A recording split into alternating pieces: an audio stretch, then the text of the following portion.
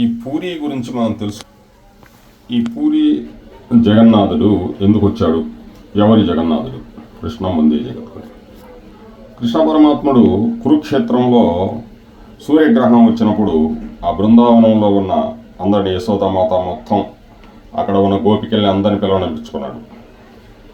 అందరూ కూడా కుటుంబ సమేతంగా ద్వారక నుంచి పుణ్య నదిలో స్నానం చేసేదానికి అక్కడికి వెళ్ళారు. కురుక్షేత్రంలో అందరూ స్నానం చేసిన తర్వాత చక్కగా యశోదాదేవి, నందుడు, రాధారాణి అందరూ వ్రజవాసులందరూ అక్కడికి వచ్చారు. అందరూ వచ్చిన తర్వాత బలరాముడి యొక్క తల్లిగారైన రోహిణి మాత కృష్ణుడు బలరాముడు బాల్యలీలలు చెప్తూ ఉంది అందరికీ. కృష్ణుడు ఇలా చేశాడు, బాల్యలీలలు అలా చేశాడు అని రోహిణి అక్కడున్న ద్వారకావాసులు అందరూ చెప్తూ ఉంటే అందరూ ప్రేమతో వింటున్నారు. అంతలోకే కృష్ణుడు బలరాముడు అక్కడికి వచ్చేసారు. వచ్చిన తర్వాత సుభద్ర బయట ఉంది. సుభద్ర వెంటనే చెప్తుంది వాళ్ళిద్దరికీ, అన్నయ్య మీ గురించి లీలలు చెప్తున్నారు, మీరు ఇక్కడే ఉండండి అని చెప్తున్నారు. కృష్ణుడు కూడా ఆ లీలలు ఆ పక్క నుంచి వింటూ ఉన్నారు. బలరామకృష్ణుడు లీలలు చెప్తూ ఉంటే కృష్ణ పరమాత్ముడు కళ్ళు పెద్ద అయిపోయాయి బలరామకృష్ణుడికి. ఆ విధంగా చేతులు కూడా లోనికి వెళ్ళిపోతున్నాయి. అంటే పారవస్యం చెందుతున్నారు భగవంతుడి యొక్క లీలలు చెప్తుంటే.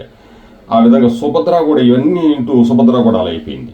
ఆ వెంటనే నారదుడు అక్కడికి వచ్చాడు. వచ్చిన తర్వాత కృష్ణ ఈ రూపంతో నువ్వు ఈ భూమి మీద అవతరించవలసిందిగా అంటే పూరిలో అవతరించాడు.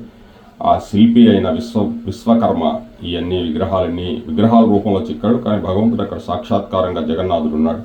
అందుకే భగవంతుడు చెప్తూ ఉన్నాడు, భగవంతుడు జన్మ కర్మ ఏవచ అర్జున, నా జన్మలో కర్మలు అలౌకికములు ఎవరైతే ఈ తెలుసుకుంటున్నారో వాళ్ళకి మరలా జన్మ లేదు సరికదా, నా లోకానికి వస్తారని చెప్తున్నాడు భగవద్గీతలో 4వ అధ్యాయం. జన్మ కర్మ ఏవచ, భగవంతుడి జన్మలు కర్మలు అలౌకికములు. అది భగవంతుడి గురించి మనం ఎప్పుడు కూడా మననం చేస్తూ ఉండాలి.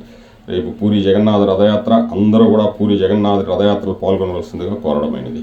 కృష్ణం వందే జగద్గురు. అటువంటి కృష్ణ పరమాత్ముడి యొక్క లీల, కృష్ణ లీలలు, ఆ కృష్ణ పరమాత్ముడు ఏమేమి చేశాడు అవన్నీ కానీ మనం వినగలిగి చక్కగా ఆచరించగలిగితే కృష్ణుడికి డైరెక్ట్ కనిపిస్తాడు కూడా. అది కృష్ణ లీల. కనిపించడం అంటే నీ ఆత్మలో, నీ యొక్క హృదయంలోనే ఉన్నాడు భగవంతుడు.